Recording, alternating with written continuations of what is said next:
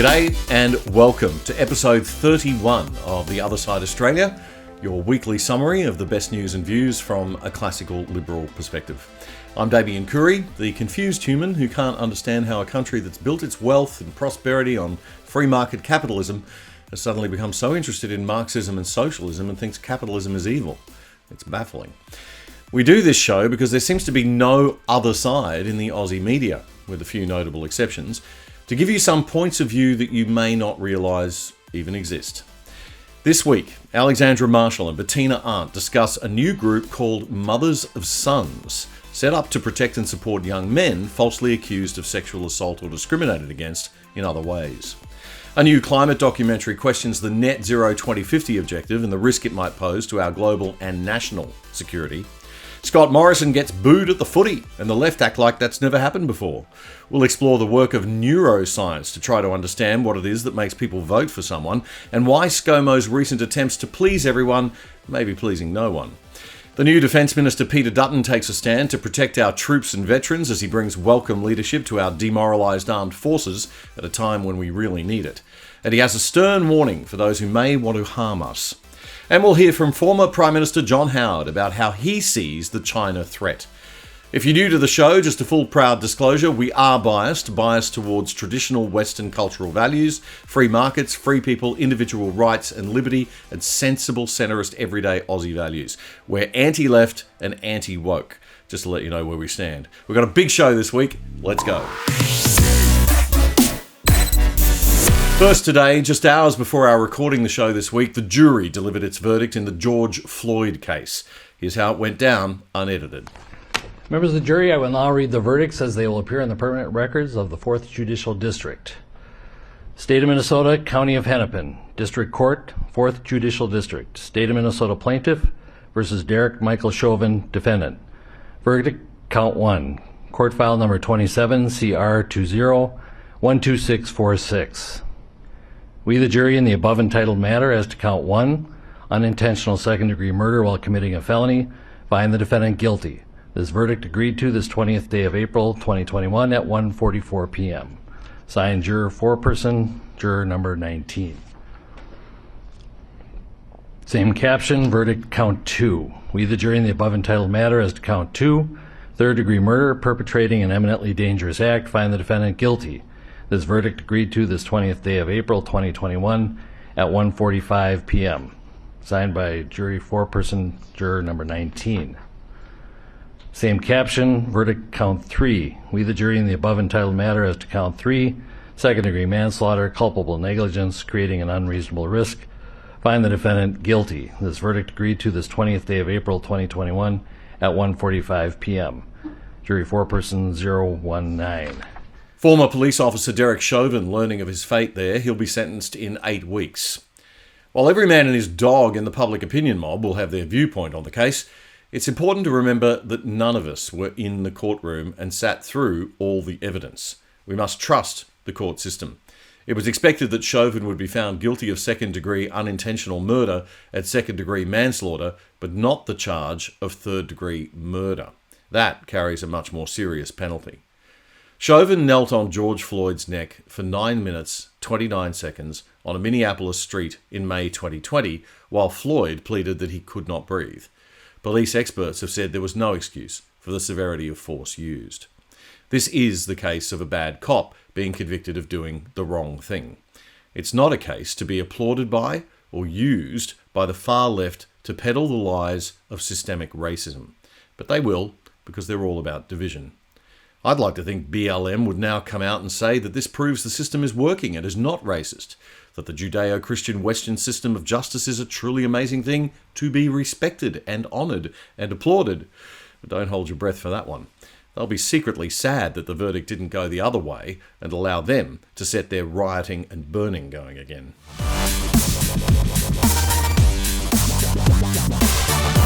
So apparently Scott Morrison got booed at the footy on the weekend.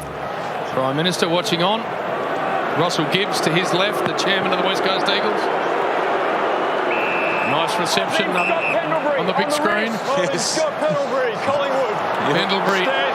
You wouldn't like to be in that job and come to the footy, would you? Doesn't sound like much.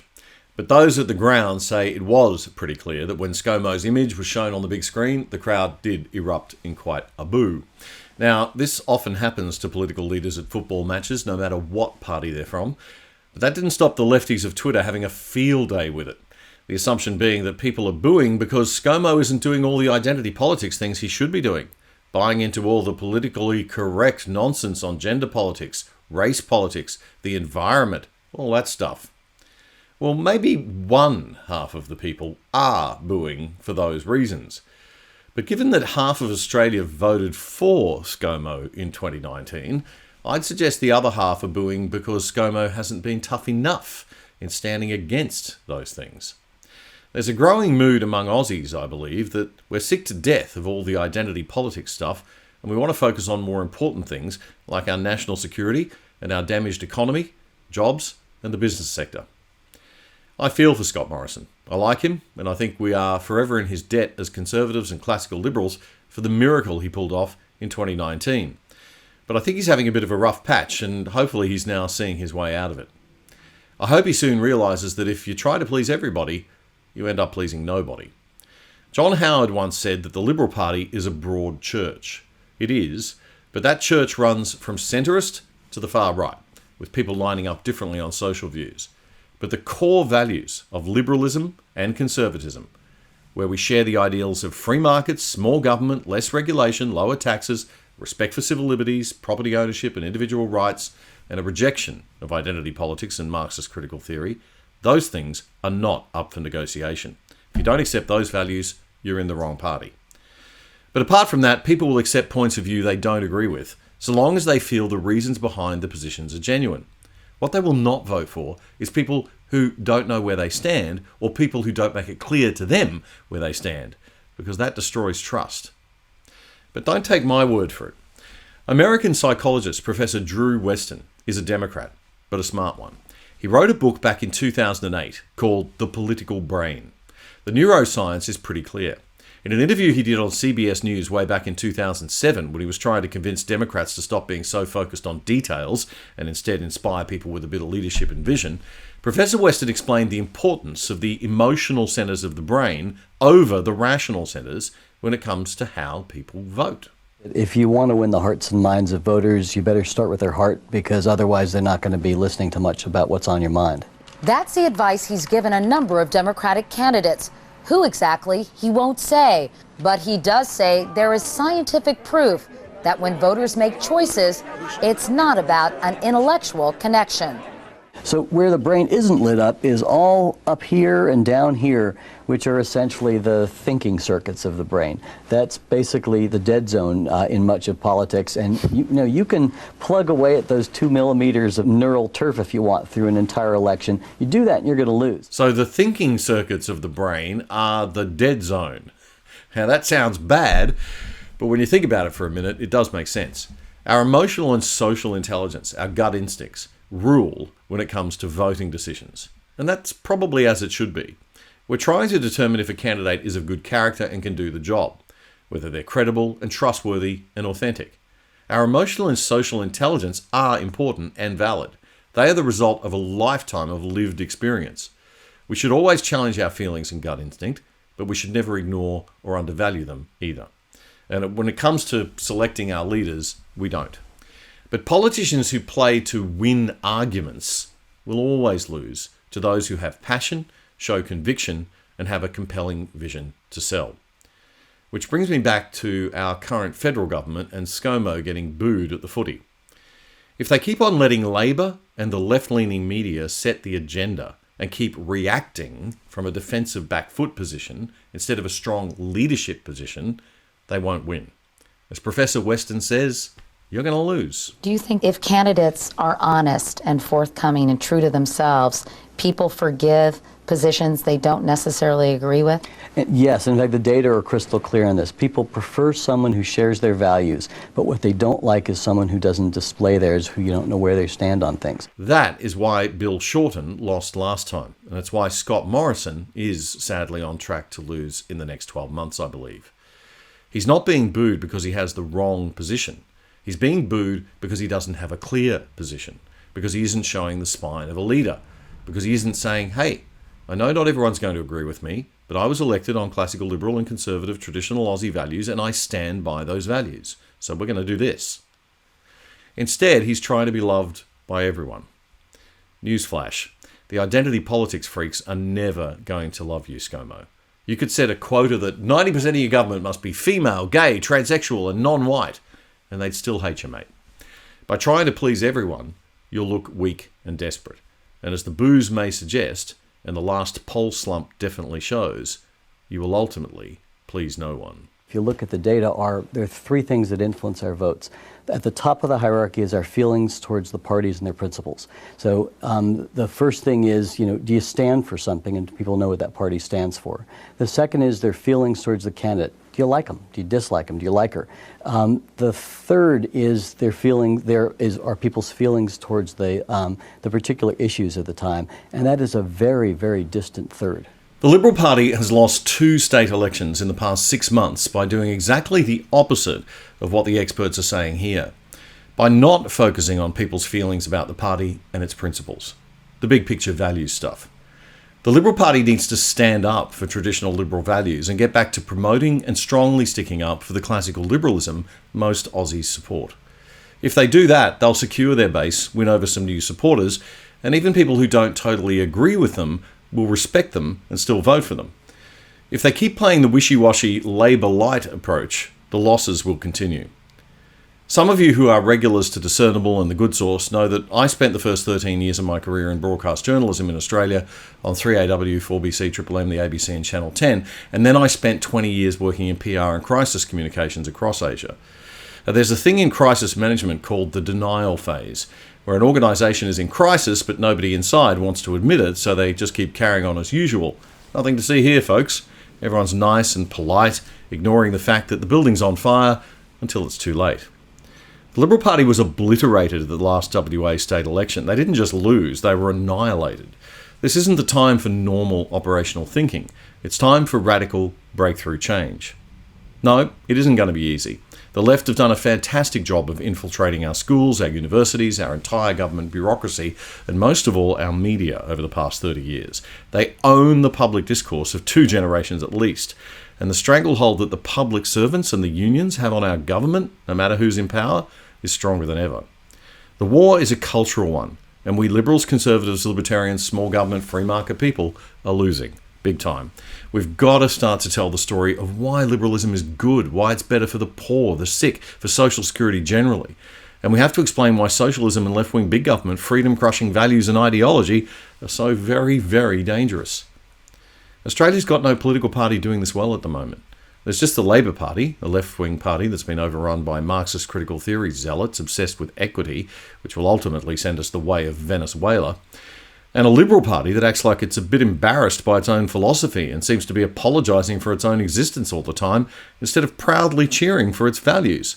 They're good values, but they need a champion.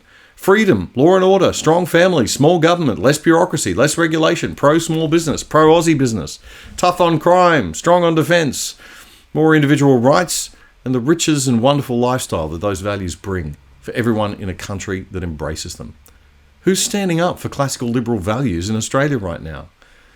We have a Liberal federal government following and accepting the liberty-crushing actions of Labor premiers on COVID, when their own Liberal premier is killing it with a balanced approach that respects civil liberties and keeps everyone safe in New South Wales. The party's not even putting up a fight amid the greatest threat to civil liberties from the left that we've seen in recent times. Because they're scared. The market research must be telling them Aussies like a tough stance on COVID. But that's because nobody's presenting a viable alternative except Gladys, and nobody else in the Liberal Party is selling Gladys's approach hard enough. It'll only take one group of smart centrists who aren't seen as too far right to form their own party, and the party of Robert Menzies and John Howard won't just have only 2 seats in the WA Parliament, but in every Parliament. Such a party could emerge in WA after the recent crushing defeat. I really hope ScoMo finds his mojo. There are some encouraging signs this week, actually, that he might have. More on that in a sec. One member of the Liberal Party who definitely gets it is the enemy numero uno of the left, Peter Dutton. His appointment to the defence portfolio as our new Defence Minister has been widely applauded by the Conservative side of Australia, as a hand-in-glove portfolio fit. And it gives Dutton the platform he needs to strut his strong leadership, which is what the country desperately needs, especially in the defence portfolio right now. This week, he took the sensible step of delivering a clear no to that bizarre decision by the Defence Department bureaucrats to blame everyone for the sins of a few by stripping about 3,000 Special Forces soldiers who served in Afghanistan of their meritorious unit citations. All of this, of course, followed the Brereton inquiry, which found credible evidence to implicate 25 soldiers in the alleged unlawful killing of 39 people, mostly Afghan citizens. It's horrible and it needs to be fully dealt with, swiftly, so that the innocent aren't tarred with the same brush as the guilty. It won't be dealt with swiftly, of course, because government spends 20% of its time doing stuff and 80% of its time protecting its backside along the way, so it'll take ages. But at least Dutton's decision ensures all the soldiers will keep their merit citation unless they're convicted of war crimes or are dismissed for being an accessory to a crime or for failing to uphold army standards. However, he says the 99% who had done the right thing deserve our recognition, our praise and our honour. Hear, hear. Dutton appeared on the Alan Jones program on Sky News Monday night after visiting the SAS in WA. I've made a decision, Alan. I've been very clear about the fact that I want us to concentrate on the 99% of people who received that unit citation and the amazing work that they did in our name, in support of our country and in support of their allies in Afghanistan and Iraq as well. Now, there are some people who have done the wrong thing. There's a process to deal with that. And I don't demean or diminish the severity of some of that, and there are lessons that have been learned. But the most important thing now is for us to concentrate on the capacity of these young men and women who should inspire all Australians. We have the most, I think, able defence force in the world. The capacity that they bring to the Five Eyes nations, now to the Quad partners and to others in our region, should really send a fear down the spine, a tingle down the spine of our adversaries. I hope so. Now we need Minister Dutton to deal with those in the bureaucracy who thought this might be a good idea, including, unfortunately, Chief of the Defence Force Angus Campbell. How can our nation attract good, smart young men and women to serve if we treat them with such disrespect and contempt? I'm just alerting you to the fact that there are people out there who've had no access to justice and they've loved their country, they've served it faithfully, and with no opportunity to walk up the steps of a court of law, they've lost their job. The families are devastated. I've spoken to them. Mothers are saying, wives are saying, I'm no longer a wife, I'm a carer. My husband can't handle it. I mean, 600 troops since we went to Afghanistan in 2001 have committed suicide. I mean, how do you reach out to these bravest who came home from war, who are struggling enormously because of the way they've been treated? Well, Alan, there's an incredible amount, and I spoke to some of the officers here today that have dedicated themselves to provide that welfare support. Yes. And there's also legal assistance. Anyone who has applied for legal assistance has received that assistance. That will continue as well. And we'll make sure that through the Royal Commission, we have the ability to hear the stories, to understand where mistakes have been made, and to learn from all of that. Alan Jones also pointed out that those accused are having to deal with the consequences with apparently very little support from the Defence Department. Catherine McGregor and I are running around trying to raise money for these people to have defence. They've heard nothing from the Department of Veterans Affairs. One wife said to me yesterday, Defence has thrown us into the gutter. And then they got a termination notice from Defence at the start of December, just before Christmas, and they're gone. You're being terminated. I mean, families not even called before the Brereton inquiry received termination, kicked out of the Defence Force. No charge laid, no help.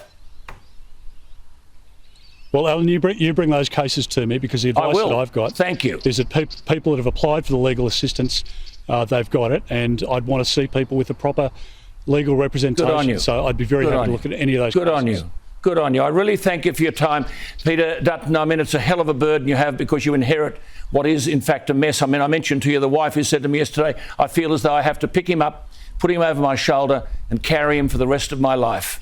So, Peter Dutton, I hope we can talk further about this really critical stuff, because you can't defend the country if you demoralise people to the extent that they don't want to sign up. And I'm sure you understand that. Thank you for your time. Indeed. Good luck in your endeavours. Defence Minister Peter Dutton on Alan Jones' Sky News show this week. The suicides of veterans that Alan mentioned there is an astounding problem. Since the war in Afghanistan started in 2001, 41 Australian soldiers have lost their lives in the conflict. But in the same period, an estimated 500 to 600 veterans have committed suicide. They survived the war, but not the aftermath. To Scott Morrison's credit, he's announced this week that a Royal Commission will be held into veteran and serving defence personnel suicides. The Royal Commission will have a mandate to examine the systemic issues and any common themes in past deaths by suicide of Australian Defence Force members and veterans, the experience of members and veterans who may continue to be at risk of suicide. It will examine all aspects of service in the Australian Defence Force and the experience of those transitioning from active service, the availability and quality of health and support services, the pre-service and post-service issues for members and veterans social and family contexts, such as family breakdown, as well as housing and employment issues for members and veterans. Now, I think inquiries take too long and waste time normally, but this is one that we desperately need. A swift investigation by the department people we already pay to do these things would be better, but as I said earlier, government doesn't do efficiency. Families of soldiers who died by suicide have been lobbying for the inquiry, so we need to get on with it. In February 2020, the Prime Minister announced a plan to create a permanent National Commissioner for Defence and Veteran Suicide Prevention, but it stalled in the Senate. The PM said the new Royal Commission will work alongside that National Commissioner, who will be required to implement the recommendations from the inquiry. So some good, strong leadership there from the Prime Minister. And then on Monday night, ScoMo addressed the Business Council of Australia, announcing a $120 million plan to cut red tape via a special deregulation task force within the Department of Prime Minister and Cabinet. The goal is to provide Aussie business with a reduction in compliance costs estimated at more than $400 million a year. A move, the PM says, is to take unnecessary regulatory burdens off business, to unlock investment and to create jobs. Thank you, sir. Let's see much more of that, and let's start by doing everything we can to wipe red tape and admin for small business in particular. Well, and now the news. It's all bad and there's no reason to smile. Have you ever noticed that about the news? Because the news is serious. You can't joke all the time, Josh. I beg to differ. If you watch The People's Project, you'll see a lot of smiling. Watch The People's Project Friday night, 7:30 p.m. For the past year or so, former Labor Prime Minister Kevin Rudd and former Liberal Prime Minister Malcolm Turnbull have been waging a campaign against Murdoch Media and Rupert Murdoch. They don't like the fact that a company can have control of so much media and so much power to shape public opinion. Even if that company had to win audience and earn its own way over many years and is only successful because we, the people, keep buying their product, which, by the way, is produced by hundreds of journalists, not Rupert Murdoch. Nothing upsets the left more than the power the free market gives to ordinary people. The power should rest with the government. At least Murdoch pays their own way and are accountable every single day to the marketplace. We don't buy their papers or watch Sky and Fox, and they go down the drain. Contrast this with what Rudd and Turnbull think is totally appropriate in the media. $1.2 billion worth of other people's money used to fund multiple networks staffed by government bureaucrats, almost universally of left-wing anti-private sector attitudes. How is that fair?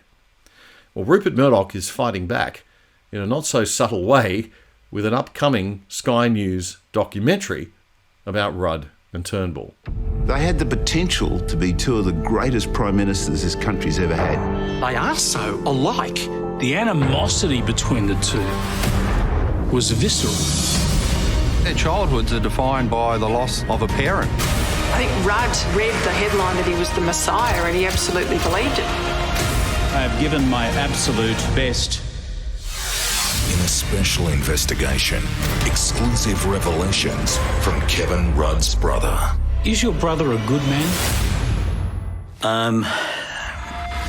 The extraordinary detail. He puts his head on my shoulders, almost in tears. How two men, Both were outsiders. both brilliant, They could achieve anything. ultimately failed. I saw a very nasty side to Malcolm. You're hopeless. You've done this wrong.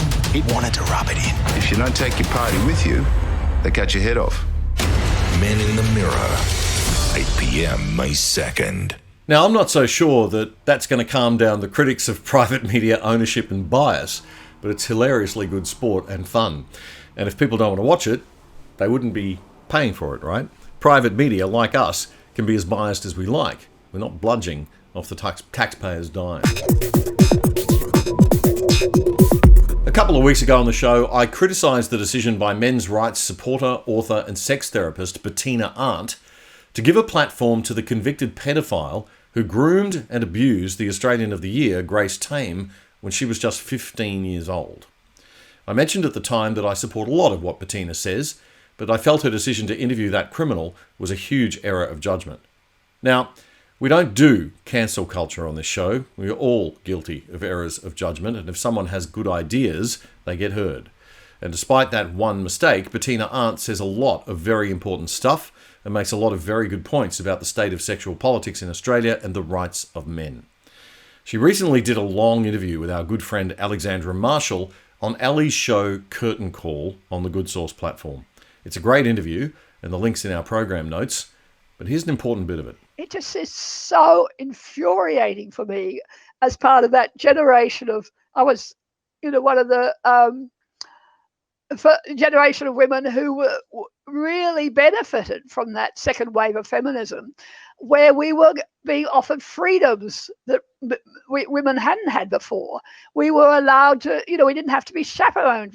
We were given a right to take risks like men do, to go out and behave like men.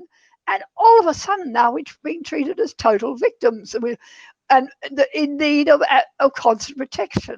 That is the most bizarre thing to watch. Why is it that women are no longer powerful and independent, but are seen as little cripples that need constant protection?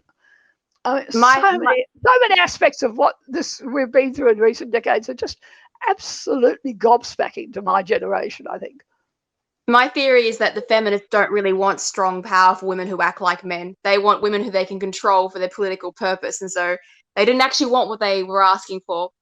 But we will now talk about the Men Too hashtag, which I believe is a reaction to the Me Too phenomena that has been going on. I'd written a few articles about the whole issue of men losing contact with their children after divorce, and what was very obviously a system where the custodial parent had, and it was usually the mother, of course, was given all the rights. She could move where she liked. She could cut the man off from seeing the children. She could, and nothing. There were very little consequences, no matter how badly she treated that father. And a judge wrote to me out of the blue, a retiring family court judge, and he said, "You're so right." And he gave me a series of interviews about the mistakes he felt had been made in the way the family court system had been set up. And then there have been so many other issues that have developed from that. The domestic violence is the absolute classic one, where this domestic violence industry is really a propaganda machine designed to demonize men. It started off from a very important place, protecting women who were genuinely at risk of violence in their relationships. And the feminists quickly realized this was their cash cow, that this was the apple pie issue that no one dared attack. And we've watched them get billions and billions of dollars for domestic violence funding, which totally denies women's role in family violence, which does nothing to protect children from violent mothers, and which offers absolutely no protection from men who are living with violent women. And at least a third we have our official statistics showing at least a third of the victims of domestic violence are male, and there's nowhere for them to go with their children if they're trying to escape a violent woman. Well, that brings us to the website called Mothers of Sons and its new campaign, They Don't Speak for Me. And I'm just going to read a paragraph from the website to introduce it for our viewers. The website says, "Women need no evidence to make accusations of violence or sexual abuse that deprive men of their children, their homes, their careers, and futures. Some of us have spent our life savings protecting sons from false accusations of sexual assault. paying a huge mental and financial toll to prove the charges had no substance. Other sons are experiencing discrimination in the workplace or in educational institutions where advancement can be based upon gender rather than merit. Some face Me Too accusations where unproven allegations can undermine a lifetime's achievement and cause loss of career and reputation. Some of our sons are victims, physically and emotionally abused by their partners, yet they are offered no protection or support. So, Bettina, where does this They Don't Speak For Me campaign come in? These are women. People should believe them, shouldn't they? I mean, we're supposed to believe all women. We know, we've been told that. Believe all women. Believe all women, except mothers of sons. But, it's been very interesting watching them trying to attract public attention and have the mainstream media not interested, because they're not the sort of women that the media is interested in. Fascinating. Anyway, they were watching the whole recent Canberra rape crisis, and the way that is being deliberately used to denigrate our criminal justice system, to imply what our already biased criminal justice system is not giving women a fair go. I mean, it's such a joke. These mothers' stories of these.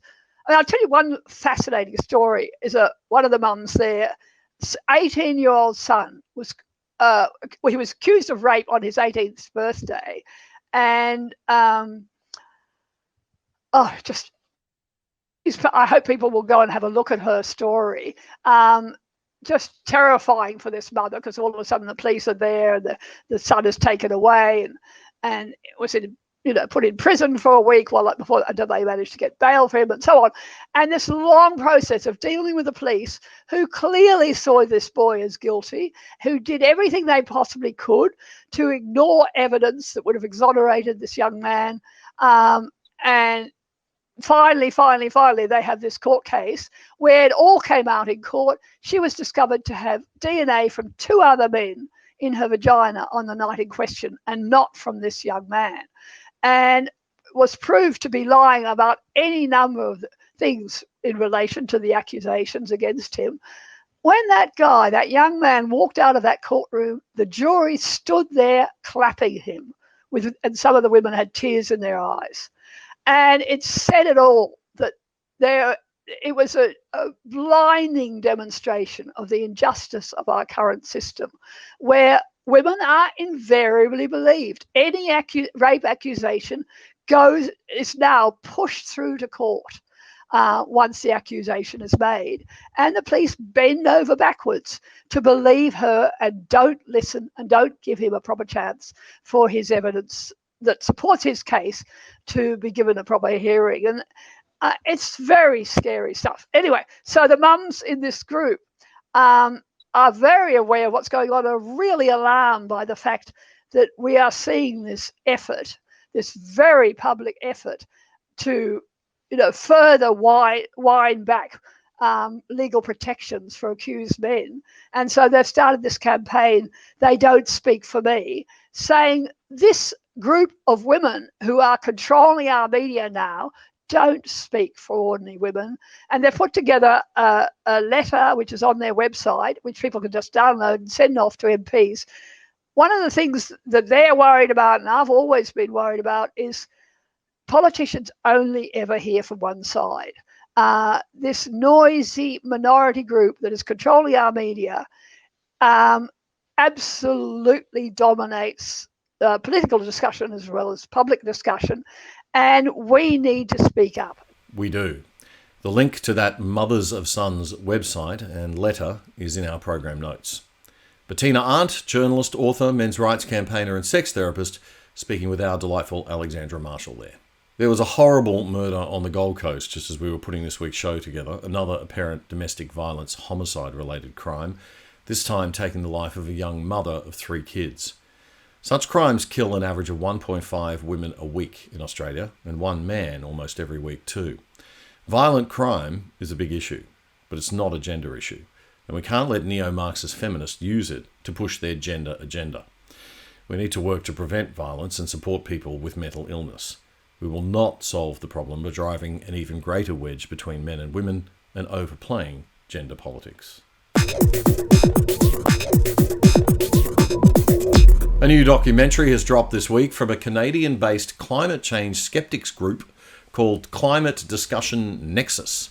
The group was founded by documentary filmmaker, journalist and PhD in American history, Dr. John Robson. The documentary suggests that there are two different visions of how the world should look in 2050. One is the net zero vision, which says that within 3 decades, the world must all but eliminate fossil fuel use and get carbon dioxide emissions down to zero, net of the amount plants and trees absorb. So many politicians, business leaders, bankers, and academics around the world are calling for net zero that you might think it's solidly based on science. But it's not. Many experts dispute the necessity of this 2050 plan, and indeed its feasibility. They say the worst-case scenario for the impacts of climate change over the coming 30 years won't be nearly as costly as the impact of getting rid of fossil fuels. They say trying to get to net zero in such short time could destroy our prosperity and weaken us internationally, and they say we couldn't get there even if we tried.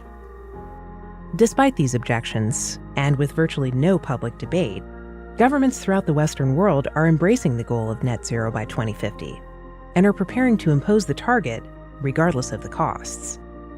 They're not interested in the vision of cautious, evidence-based adaptation to what the future brings. In the interest of presenting thoughtful analysis from the other side on major issues, we recommend you check out this backgrounder documentary, and the link is in our program notes. It's about 20 minutes long. But the really important part is the other vision that exists for the world in 2050, as the documentary explains. This other vision is called the 100-Year Marathon, and it's like a mirror image of net zero, because it's the Chinese Politburo's elaborate and ambitious scheme to build up their nation's economy and its global power, so that by 2049, the 100th anniversary of Mao Zedong's seizure of power, China will be the world's dominant superpower. And then, starting in 2050, the ideology that guides the Chinese Communist Party will spread around the globe, achieving what they like to call harmony, although a better name for it would be world domination. Now, tie this in with China's acquisition of strategic ports around the world, its more aggressive stance in the Indo-Pacific, its illegal entry into Philippine waters in the past weeks, the intrusion and incursion into Taiwan territory, and the recent comments by the United States Indo-Pacific commander that he believes China will move on Taiwan within the next 6 years. And a picture emerges that we dismiss these signs as just a conspiracy theory at our peril. You might be tempted to dismiss this warning as paranoia, some kind of warmed-over Red Scare. But while Chinese leaders are careful not to say much to the rest of the world, they talk openly about this ambition among themselves. The plans are found in high-level speeches and strategy documents, and the implementation is progressing around the world, step by step, right in plain sight, including the so-called Belt and Road Initiative and the not-so-green investment in coal plants in many third-world nations as well as at home. But most Westerners still know nothing about it and find it hard to believe such a plan could even exist, let alone succeed.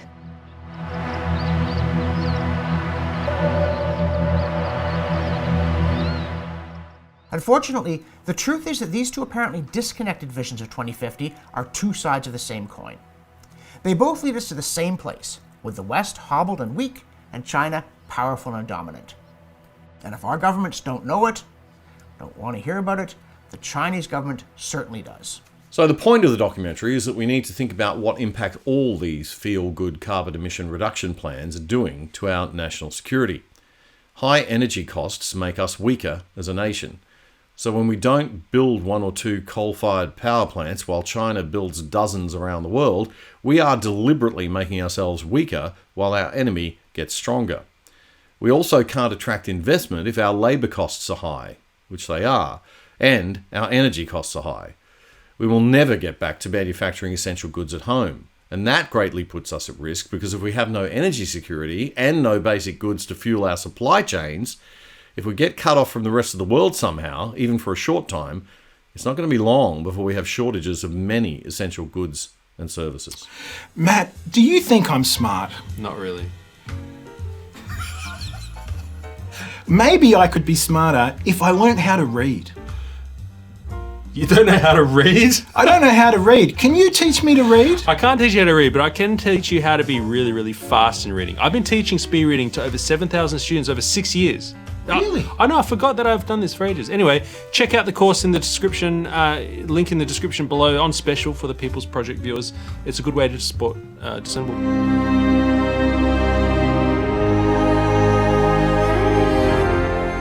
John Howard served as the 25th Prime Minister of Australia and was in office from 1996 to 2007. His government returned 10 out of 12 budget surpluses. That happens when the government actually spends less money than it brings in taxes. Or to put it another way, it doesn't borrow from our kids' future to spend on stuff today to make itself popular today with money it doesn't have today. Doesn't happen much these days. To coincide with the 25th anniversary of the election of the Howard government, Mr. Howard was interviewed by his former Deputy Prime Minister, John Anderson, on Mr. Anderson's podcast. It's a fascinating 75-minute conversation. You know where to find the link. Mr. Howard had some sensible words about the threat to Australia from the current Chinese Communist Party regime of President Xi Jinping. There's no doubt that the rise of China, particularly as a more assertive, anti-democratic, diplomatically, if I can use that word, it seems a bit of a contradiction in terms of diplomatically far more aggressive. The big difference between Xi Jinping and his two predecessors, Jiang Zemin and Hu Jintao, with whom I dealt very extensively, was that although the predecessors were ardent communists, and Jiang Zemin, of course, reached back to that generation of Chinese who still cooperated with the Russians. His fluency in Russian was better than his fluency in English, which incidentally was pretty good. But they, although they were ardent communists and they ran dictatorial regimes, let's not kid ourselves, they were nonetheless, both of them, interested in friendly relations with the rest of the world. Now, the difference, Xi Jinping, is very marked. I think the attitude over the South China Seas, just repudiation of the international arbitration. Mead talks about the international institutions. Well, there was an institution involved in delivering a judgment on the South China Seas, and China just chose to ignore it. And in doing that, not only antagonised Australia, but also antagonised a lot of Asian countries, such as the Philippines and Vietnam. As far as Australia is concerned, the inevitable question is, how do we insulate ourselves against the worst of those predictions coming true? Well, there's no magic solution that's not known. We have to continue to run a very strong economy. We have to continue to build our defence forces. I would still like to see more debate on that, and I remain somewhat concerned, as a lot of people are, about the huge investment in the submarine program. I just worry about that. But we also have to remain close to those countries that we share common values with, and that obviously means the United States, the United Kingdom, New Zealand, Canada. I regard the Five Eyes arrangement as one of the greatest contributions to our security. I can't think of a better arrangement when thinking about cyber attacks, thinking about international terrorism, although reference to that seems to have dropped down the list a little bit in recent times, but it is still there. So there's no magic bullet that ignores economic strength, the maximum degree of self-reliance in defence that a country of our size can muster, but recognising that security is always to be found in alliances with other nations. And also, I think, achieving a balance in our international relations between supporting institutions when they work, but always remembering that the nation state is still the principal organising principle of international relations. And if you want somebody who best illustrated that, to my mind, in the last 50 years, look just to the north of Australia, to Lee Kuan Yew. When he became the boss, Prime Minister of an independent Singapore, pushed out of Malaysia, a small population, no natural resources, a tiny island, but out of that they built a remarkable financial hub. And he was always somebody who thought that at the end of the day, every country had to be self-reliant. And that applied to all of us, and most particularly our own country. Lee Kuan Yew observed in, I think, around 2002, that China would increasingly flex its muscles, possibly never having to resort to military power to bring others to heel. And he said we would have to work in concert so that if one of the nations in the region was attacked, others supported it. We'd need that sort of group get together. And I think that was a valuable insight. He also made the observation that if you're a shrimp in a big tank full of fish, make sure you're a poisoned one so that no one wants to eat you. And I think that's relevant for Australia as well. You know? I think it is. And the biggest, I suppose, geopolitical concern I have about China is what will happen to Taiwan. Yes. 10 years ago, I said and I believed that what would be the ultimate working out of Taiwan was some kind of then Hong Kong arrangement. I no longer believe that. Nobody can believe that because China has changed utterly towards Hong Kong, and the clampdown there is menacing. It's in defiance of the understanding that was reached in 1997. It will be distressing to many Australians who have relatives in Hong Kong, and the connection of large numbers of Australians to Hong Kong through travel and the like is a lot more widespread than many people appreciate. But the Chinese are not turning back, and I worry that there will be an attempt to intimidate Taiwan into accepting a different arrangement. Yes. I don't think the Chinese want an all-out war. I don't think they do at all. Yes, well, this is Lee Kuan Yew's point, or was his point, that they probably don't have to resort to And in this day, as we now see, everything from biological capacity, it seems, through to cyber attacks and other ways of forcing people to heal. It'll be very difficult, I would have thought. That is going, and it is without doubt the biggest single foreign policy challenge that we have. That's former Prime Minister John Howard. John Anderson's podcast is one of the best. He's one of the nation's best liberal-minded thinkers, and I'm thrilled he's decided to seek pre-selection from the New South Wales National Party to run for the Senate at the next federal election in a wise elder capacity. We need more of that in the Senate.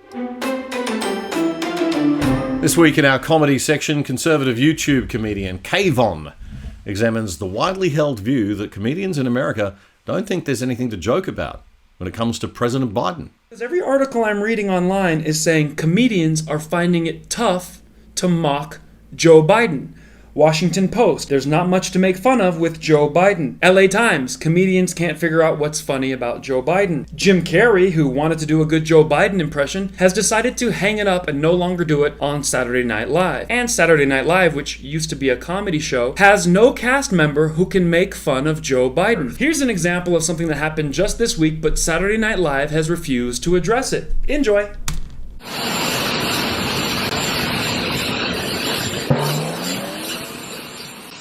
Watching an old man fall is not funny. I would never make fun of someone at a nursing home or someone's grandmother. But you have to understand, Joe Biden is a horrible human being who mocked people's fitness and agility for the last few years. Don't believe me? The media hid this clip from you when Joe Biden made fun of his voter for being fat. You're a damn liar, man. That's not true. And no one has ever said that? No one has heard that? I see it on the TV. You see it on the TV?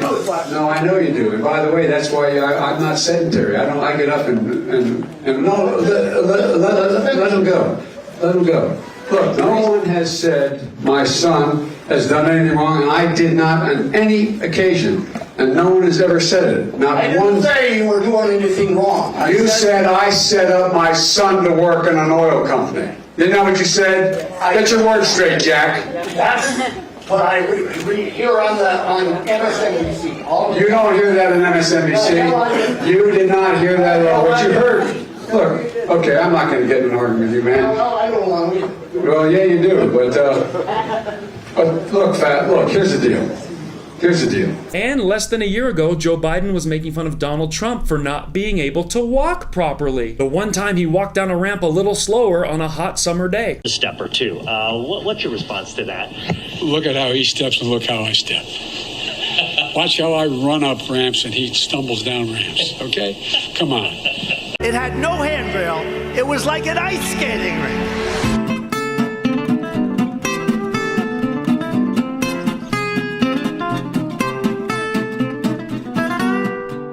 Which means this is fair game. I mean, coming up with a funny clip about Biden is not that hard. I dreamed this up as soon as I saw it happen.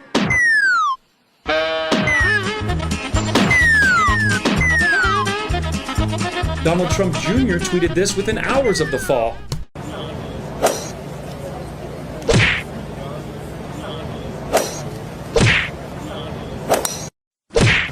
Now, the only reason you wouldn't find that funny is because you're an intolerant, insincere, overly politicized leftist. And I have a lot of younger viewers, so I want to talk to you guys for a minute. Saturday Night Live became famous off of mocking President Gerald Ford falling down the stairs. So why are they silent about it now? Chevy Chase's whole career came from the way he would fumble, making fun of a Republican president. Roll the clip. For President Ford, the year seemed full of snags. In June, he fell down the plane steps on arriving in Austria.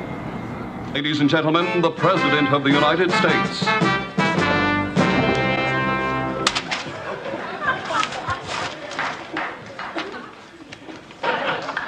And now for my second announcement.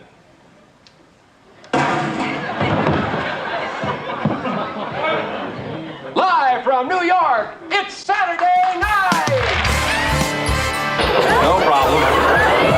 Don't you just love history? So since those platforms, SNL, Comedy Central, Netflix, refuse to make comedy out of things that are funny and instead push a social agenda on you, I highly suggest you follow me, subscribe, and share me with all your friends. I'm a dinosaur, one of the last remaining comedians left. Let's hope not. That's Kayvon. Check out his site. And that is it for another week of The Other Side Australia. Don't forget to subscribe everywhere. And if you want to support us, do tell your friends. That's the best way to support the show. Spread the word.